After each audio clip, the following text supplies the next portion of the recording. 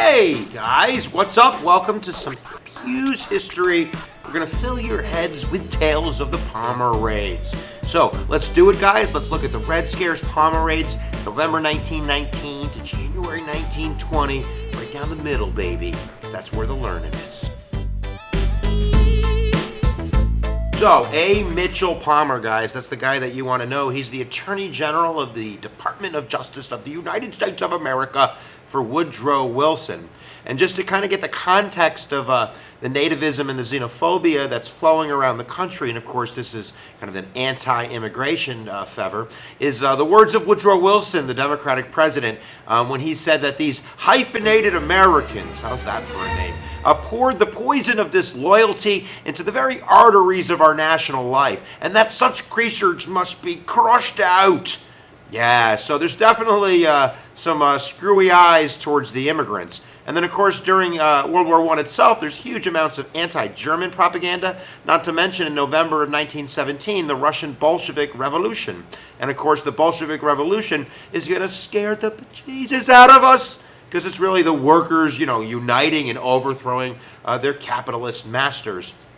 So when the war ends, and of course World War I ends 11/11/1918, right at the turn of the new year in 1919, we get the Seattle General Strike. And this is a combination of unions, radical unions like the IWW and more mainstream unions like the American Federation of Labor under Samuel Gompers are going to unite, and they're going to get 65,000 workers in Seattle to walk out, to go on strike for better wages. They're under wage controls under World War I, their salaries are really low, and they're uniting for what they see as better working conditions. And of course the outsiders and the government and the elite, they see this as, I told you, the Bolsheviks are coming.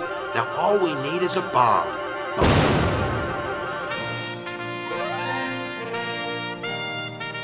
It's just my way of enjoying spinning on the chair in a professional manner. Luigi Galleani. Is this Luigi Galleani?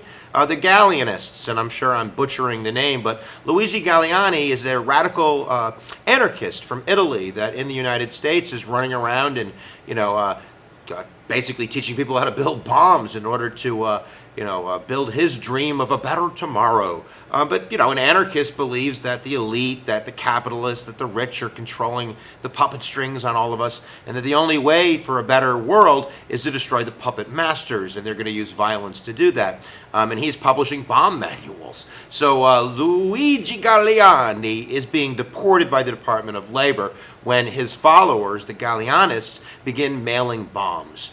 First in April of 1919, they mail 30 bombs. One of them ends up at the home of Senator Thomas Hardwick, blows his maid's hands up.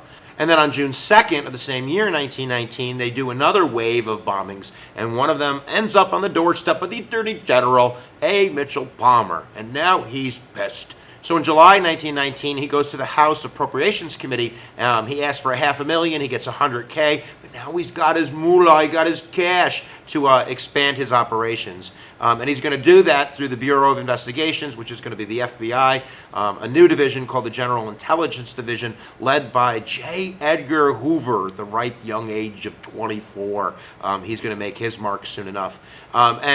First they start going after just general anarchists using criminal law, using statutes for treason that go back to the Civil War, and they do a raid of anarchists in Buffalo, New York, my hometown, and that ends up getting tossed out. A federal judge rules that you can't use somebody's membership in a group to criminalize their activities if they haven't done anything wrong. You have to wait till they act. So he starts scratching his noggin. This is Mr. Palmer here, and he ends up thinking, well, why don't I just use immigration acts? Because it's easier to deport somebody than to arrest somebody. So let's do it. All right, guys, we're getting so close to the Palmer raids.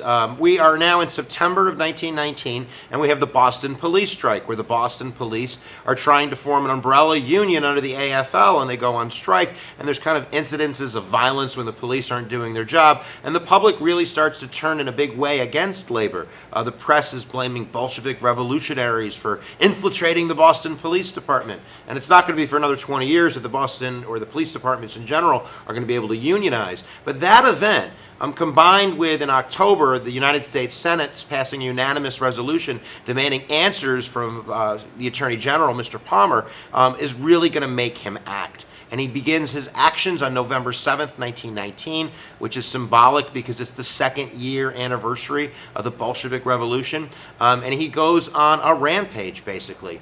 He targets the Union of Russian Workers, which is an anarchist group of Russian immigrants. So this is, right in the center of kind of the danger zone for nativists. And he does kind of sweeping arrests. And I think the biggest problem, not only is that really he doesn't have any strong evidence on all of the people in the Union of Russian Workers, they just belong to this group which espouses beliefs that could lead to criminal actions. But anybody that was at a meeting, or anybody that was in the area, or anybody that got kind of swept up is going to end up having their rights denied to them and having them locked up.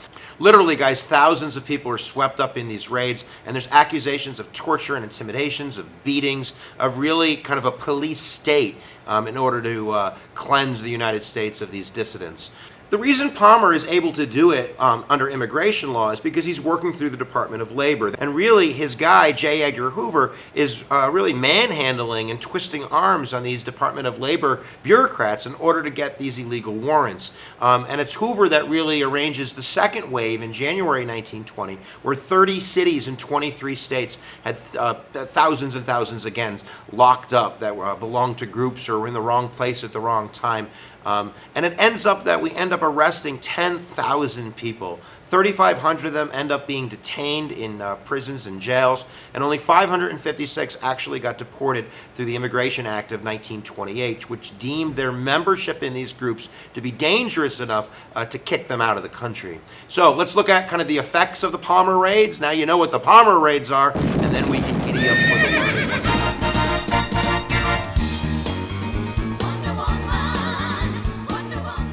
The largest effect is going to be that this is just really symbolic of the Red Scare, and the Red Scare is going to sweep up many Americans in the 1920s.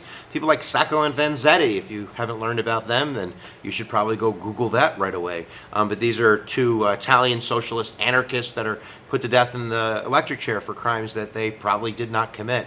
And also organizations like the ACLU are going to raise their voice. Of course, the ACLU is the American Civil Liberties Union. In 1920, Felix Frankfurter pens the report of illegal practices of the United States Department of Justice under the ACLU. He's a future Supreme Court justice, and he's really going to write that these were illegal warrants, that we violated the Constitution, not just like the First Amendment, right to assembly, but, a whole string of amendments, the Fourth Amendment, the Fifth Amendment, the Sixth Amendment, the Eighth Amendment. So there's really a lot of attention that is drawn to it, not that we're going to solve the problem in the 1920s. We also get immigration laws that are going to pass in the 1920s, like the 1924 National Origins Act, that's really going to close the door on immigration from these types of troublesome countries like Germany and Italy and Russia. But an immediate effect for the Attorney General himself is he's going to go one step too far in claiming that he's a know-it-all. And he claims that May 1st, pretty big in communist circles, there's going to be this huge revolutionary attack in the United States government. And when May Day comes and goes and nothing really happens, his dreams for the presidency, which he was hoping to run as a Democrat, are quickly crushed. That doesn't mean that Palmer is completely wrong. We still have Galleanists that are planting bombs. In 1920, another bomb was put right in front of Wall Street. It was the largest terrorist attack up to that time point, where 30 people died instantly when that bomb went off and hundreds were injured. I think the bigger idea is that this is kind of a Red Scare theme, that during this crisis of the Red Scare, these bombings and the Bolshevik Revolution and this fear that's running through the United States, that's going up our spine of nativism, and I would say racism and xenophobia, is going to lead to illegal actions by the federal government that are going to violate people's most basic civil rights. But all in the name of a safer society. So how do you like that? So you could put it down in the comments below if you think the Palmer raids were a necessary endeavor in order to secure the United States and our national security, or whether you think the government was just being tyrannical and abusive and violating people's civil liberties for no good reason. If you haven't checked out Hughes History before, you can click my face right there. You'll zip off on the internets to my YouTube page, where you can decide if you want to subscribe for free, focused, and fun video lectures. See you next time when we do the teaching on the YouTubes. And remember, where attention goes.